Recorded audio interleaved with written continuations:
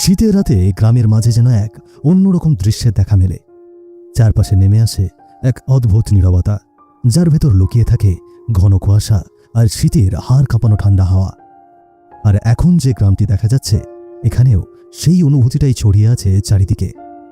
চারিদিকে ঘন গাছপালা, আর একটু সামনে এগোলেই চোখে পড়ে কুয়াশায় আচ্ছন্ন পুকুর পাড়। শীতের সময়ে গ্রামের সবচেয়ে জনপ্রিয় আর লোভনীয় জিনিসগুলোর মধ্যে একটি হলো খেজুর গাছ থেকে রস পেরে খাওয়া। আর এই গ্রামটিও সেই দিক থেকে কোনো অংশেই কম ছিল না, কারণ গ্রামের ঠিক মাঝখানেই ছিল একটি বিশাল খেজুর বাগান। তবে এই বাগানে ঢোকা সবার জন্য সহজ ছিল না। কেউ যদি খেজুরের রস পাড়তে যেতে চাইত, তাহলে আগে তাকে গ্রামের মোড়ল বিক্রম সিংয়ের কাছে অনুমতি নিতে হতো। তার অনুমতি ছাড়া কেউ যদি এই বাগানে ঢুকত এবং ধরা পড়ে যেত, তাহলে তার জন্য ছিল কঠোর শাস্তির ব্যবস্থা। এই নিয়মকানুন দেখাশোনার পুরো দায়িত্বে ছিল মোড়লের বিশ্বস্ত লোক বীরদেব। কিন্তু এসব কড়াকড়ির পেছনেও ছিল এক বিশেষ কারণ। গত কয়েক সপ্তাহ ধরে গ্রামের খেজুর বাগান থেকে প্রায় রোজই কোনো না কোনো গাছের রস চুরি হয়ে যাচ্ছিল। গাছে ঝুলিয়ে রাখা মাটির হাঁড়িগুলো রাতের অন্ধকারে হঠাৎ করেই উধাও হয়ে যেত। কে বা কারা এই চুরি করছে, সেই বিষয়ে কেউই কিছু জানত না। এভাবেই পেরিয়ে গিয়েছিল টানা 3টি রাত। এমন সময় ঘন কুয়াশার মাঝে গ্রামের ছোট্ট নদীটি পেরিয়ে শহর থেকে গ্রামে ফিরছিল সুনীল। গত এক সপ্তাহ ধরে সে গ্রামে ছিল না। নৌকার এক পাশে বসে আছে সুনীল, আর অন্য পাশে মাঝি বৈঠা চালিয়ে ধীরে ধীরে নৌকাটিকে সামনের দিকে নিয়ে যাচ্ছিল। রাত তখন বেশ ভারী, চারিদিক জুড়ে ঘন অন্ধকার। আর সেই অন্ধকারের মাঝেই দূর থেকে ভেসে আসছে শেয়ালের হু হু ডাক। ওরে বাবা, শেয়ালগুলো কেমন করে যেন ডাকাডাকি শুরু করেছে, মনে হচ্ছে যেন ভূত দেখে ফেলেছে। আগে বাবু, হতে পারে, হয়তো সত্যিই তাই দেখেছে ওরা। আরে কাকু, এসব কি বলছো? আমি তো মজা করে বলছি, ওসব ভূত টুত বলে কিছুই নেই।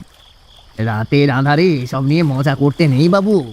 বলা যায় না, যে কোনো সময় যে কোনো কিছু সামনে এসে পড়তে পারে। দেখো কাকু, এবার কিন্তু তুমি সত্যি ভয় দেখাচ্ছ। এসব কুসংস্কারের কথা একদম বলবে না। এগুলো কুসংস্কার নয় রে বাবা, কোথাও না কোথাও ওদের অস্তিত্ব আছে। কাকু, এসব কি শুরু করলে বলো তো? তোমার সঙ্গে একটু মজা করলাম, আর তুমি তাই নিয়ে কিনা কি সব বলতে শুরু করেছো। সুনীলের মুখের কথা শুনেও মাঝি আর কোনো উত্তর দিল না। মনে হচ্ছিল গভীরভাবে কিছু একটা ঘুরপাক খাচ্ছে তার মনের মধ্যে। মাঝিটি সুনীলের খুবই চেনা মানুষ, কিন্তু আজ তার আচরণটা যেন একেবারেই অন্যরকম। মাঝির মুখে আগে কখনো এমন অদ্ভুত অদ্ভুত কথা বলতে শোনেনি সুনীল। ই গো কাকু, কিছু বলছো না কেন? হ্যাঁ, এই তো আর একটু গেলেই ঘাটে পৌঁছে যাব।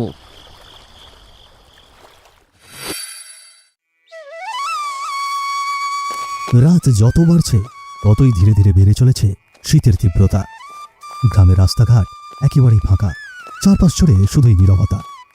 আর কুয়াশার ভেতর জমে থাকা শিশিরের জলে ভিজে ভিজে ঝলমল করছে গাছের সবুজ পাতা। অন্যদিকে জনশূন্য পথ আর দূর থেকে ভেসে আসা শেয়ালের ডাক যেন গ্রামের চিরচেনা দৃশ্য। আর সেই নিস্তব্ধতার মাঝেই গ্রামের রঘুনাথ কাকার চায়ের দোকানটিতে এখনো টিম টিম করে লণ্ঠনের আলো জ্বলছে। এই শীত যে আর কত কি মনে করিয়ে দেবে, সব যে ঘটলো এই শীতকালই। যদি সেদিন বাড়ি ফিরতাম, তবে আজ সবই ঠিক থাকতো। সবই কপাল। ঘন কুয়াশায় মোড়া এই রাতে নিজের ভেতরে নানা ভাবনায় ডুবে হতাশ কণ্ঠে একের পর এক কথা বলে যাচ্ছিল রঘুনাথ। চারপাশ নিস্তব্ধ, কুয়াশার চাদরে ঢেকে আছে সবকিছু। ঠিক এমন সময় দূর থেকে হঠাৎ ভেসে আসে ভ্যানের ক্রিং ক্রিং শব্দ। আর মুহূর্তের মধ্যেই দোকানের সামনে এসে উপস্থিত হয় ভোলা। কি গো রঘুদা, এত রাত্রে দোকান খুলে বসেছ? কে আর আসবে এখন তোমার দোকানে? জানি কেউ আর আসবে না আমার দোকানে, কিন্তু আমি তো এই দোকান বন্ধ করব না। তাতে কি, তুমি দোকান বন্ধ করবে না খোলা রাখবে সেটা তোমার ব্যাপার। আমি তো আমার কাজ করতে এসেছি। দেখ ভোলা, আমি তোকে আবার সাবধান করছি, এতদিন যা করেছিস সব বাদ দে। কিন্তু এই মুহূর্তে যদি আবারও ওসব কাজ করতে দেখি, তাহলে আমি কিন্তু আর চুপ করে বসে থাকবো না। তুমি কি করবে? করে নাও, আমার কাজ কোনো দিন বন্ধ হবে না। শেষবারের মতো সতর্ক করছি, পরে আর সুযোগ পাবি না, এই আমি বলে দিলাম। তোমার রোজ রাতে এসব কথা আর ভালো লাগে না, চললাম আমি। দেখ ভোলা, আমার কথা কিন্তু মনে রাখিস, এবার যদি কিছু টের পাই, তোর সেদিনই কিন্তু শেষ দিন হবে। কিন্তু ভোলা রঘুনাথের কোনো কথাই শোনে না।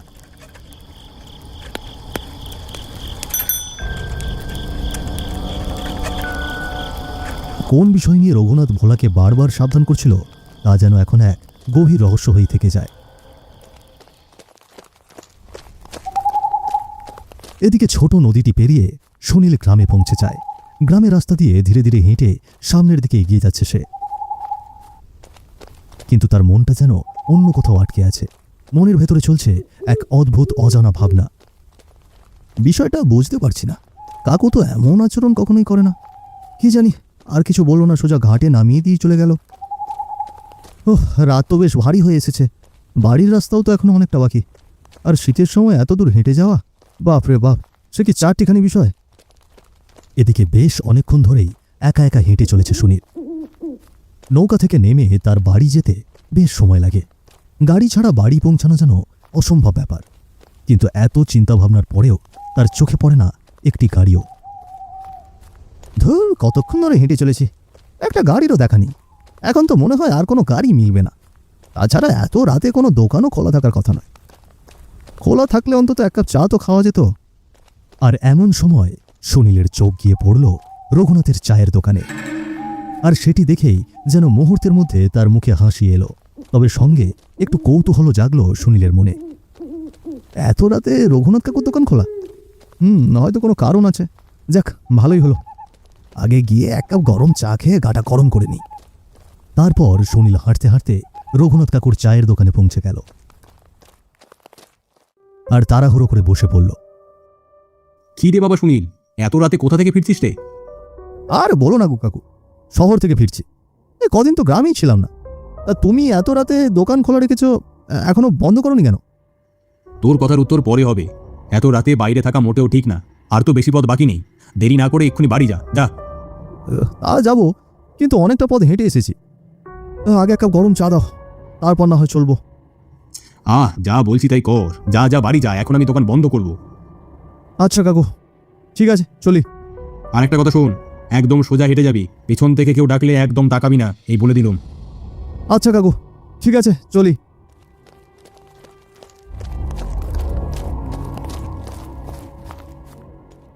রঘুনাথের কথা শুনে আবারও সুনীলের মন খারাপ হয়ে এলো।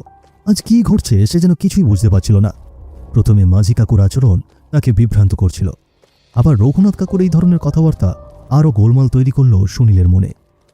এসব ভাবতে ভাবতেই সুনীল ইতিমধ্যেই গ্রামের খেজুর বাগানের সামনে এসে পৌঁছালো, আর চারিদিকে যেন শেয়ালের হুক্কা হওয়া ডাক শুরু হলো।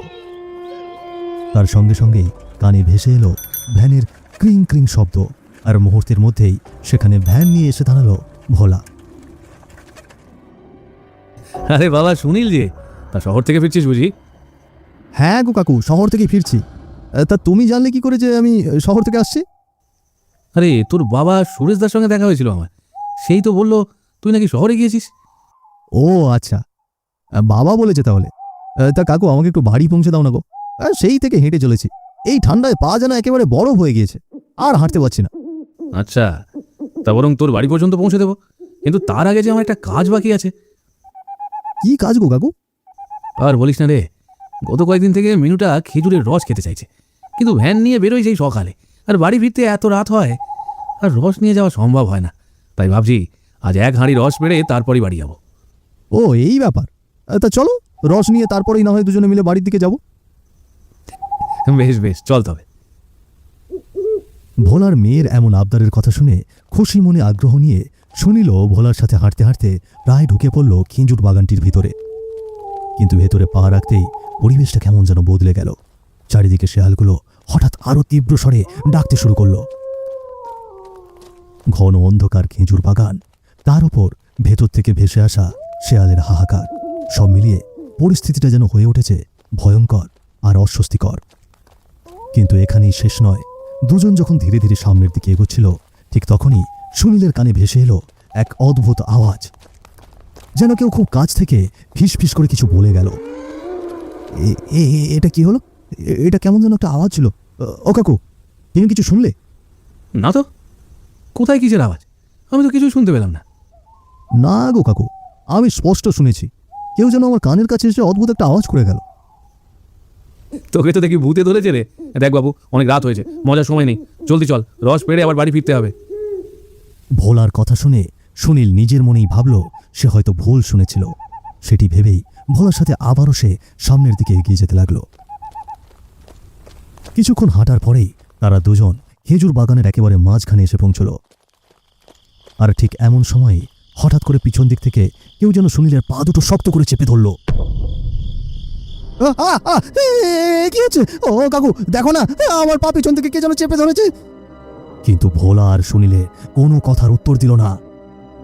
ও কাকু, তুমি কিছু বলছো না কেন কাকু?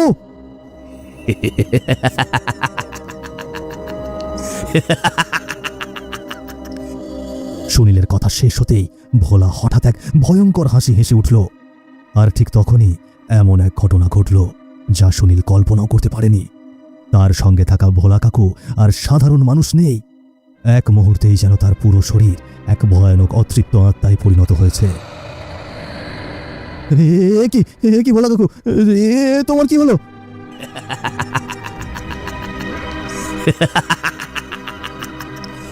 আমি তো আর এই জগতে নেই রে, আর এখন তোকেও মেরে আমার জগতে নিয়ে যাব। কেন কেন তুমি আমাকে মারতে চাচ্ছ? কেন মারতে চাইছি? তবে শোন, আমার কি দোষ ছিল? আমার ছোট্ট মিনুটা একটু খেজুরের রস খেতে চেয়েছিল, কিন্তু আমি তো সকালে ভ্যান নিয়ে বের হতাম আর বাড়ি ফিরতাম গভীর রাতে, তাই ওর সেই আবদারটা পূরণ করতে পারিনি। কিন্তু এর সঙ্গে তোমার এমন অবস্থা হওয়ার কারণ কি? তারপর কি এমন হলো তোমার সঙ্গে? তারপর এক রাতে বাড়ি ফেরার সময় আমি খেজুর বাগানে ঢুকেছিলাম মিনুর জন্য এক হাঁড়ি রস নামাবো ভেবেছিলাম সকালে মোড়ল মশাইকে সব কথা বলবো, কিন্তু রস নিয়ে বাগান থেকে রাস্তায় বেরোতেই মোড়লের লোকজন আমাকে দেখে চোর ভেবে বসে।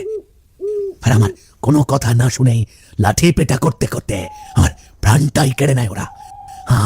আমার কি দোষ ছিল? কি দোষ ছিল আমার? ছাড়বো না, কোনো গ্রামবাসীকেই আমি ছাড়বো না।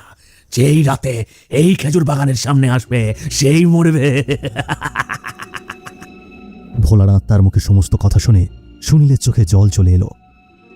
দেখো কাকু, তোমার সঙ্গে যা হয়েছে সেটা একদমই ঠিক হয়নি, কিন্তু তার বদলে তুমি যেভাবে নিরীহ মানুষগুলোর প্রাণ নিচ্ছ সেটা মোটেই ঠিক না।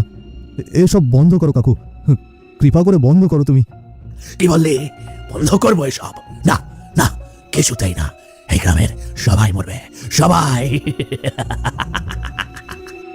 এই ভয়ঙ্কর কথা বলে বিকৃত হাসি হাসতে হাসতে ভোলার আত্মা সুনীলের দিকে এগিয়ে আসতে লাগলো, যেন এই মুহূর্তেই তার মাংস ছিনে খাবে।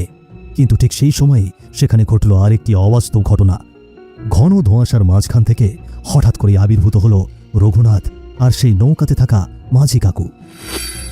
কিন্তু এবার যেন তাদের চেহারা আর সাধারণ মানুষের মতো নয়, দুজনেই ছিল অতৃপ্ত আত্মার রূপে। চোখে শূন্যতা, মুখে জমে থাকা যন্ত্রণার ছাপ, আর চারপাশে ছড়িয়ে পড়েছিল এক অদ্ভুত শীতল ভয়।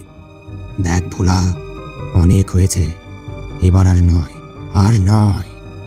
এক মুহূর্ত দেরি না করে রঘুনাথের আত্মা ও মাঝির আত্মা দুই দিক থেকে এগিয়ে এসে ভোলার আত্মার ঘাড়ের দুপাশে একসঙ্গে প্রচন্ড জোরে কামড় বসিয়ে দিল। ছেড়ে দে। যন্ত্রণায় ভোলার আত্মা চিৎকার করতে শুরু করলো, কিন্তু আর কোনো লাভ হলো না। মুহূর্তের মধ্যেই ভোলার আত্মার পুরো শরীরে অলৌকিকভাবে আগুন জ্বলে উঠল, আর চিৎকার করতে করতে সকলের চোখের সামনে থেকে অদৃশ্য হয়ে গেল ভোলার আত্মা। সুনীল, আর দেরি করিস না, চলে যা, জলদি বাড়ি ফিরে যা। কিন্তু তুমি রঘুনাথ কাকু, আর তুমি কি মাঝি কাকু? হ্যাঁ, তুই ঠিক ধরেছিস, আমরা আর এই জগতে নেই। আজ ভোলা যেভাবে তোকে মারতে চেয়েছিল, ঠিক সেভাবেই সে একদিন আমাকে আর মাঝিকেও মেরেছিল। আমরা ভোলাকে বহুবার সাবধান করেছিলাম, অনেক বোঝানোর চেষ্টা করেছিলাম, কিন্তু সে আমাদের কথা শোনেনি। মোড়লের সব লোককে মেরে ও ওর প্রতিশোধ শেষ করে ফেলেছিল। কিন্তু তারপরও রোজ কোনো না কোনো নিরীহ মানুষকে সে নিজের জালে ফাঁসিয়ে প্রাণ কেড়ে নিত। হ্যাঁ, আর সেই কারণেই আজ আমি আর রঘুনাথ মিলে ওকে একেবারে ধ্বংস করে দিলাম। ভোলার আত্মাকে একেবারে ধ্বংস। এবার এবার আমাদেরও মুক্তি।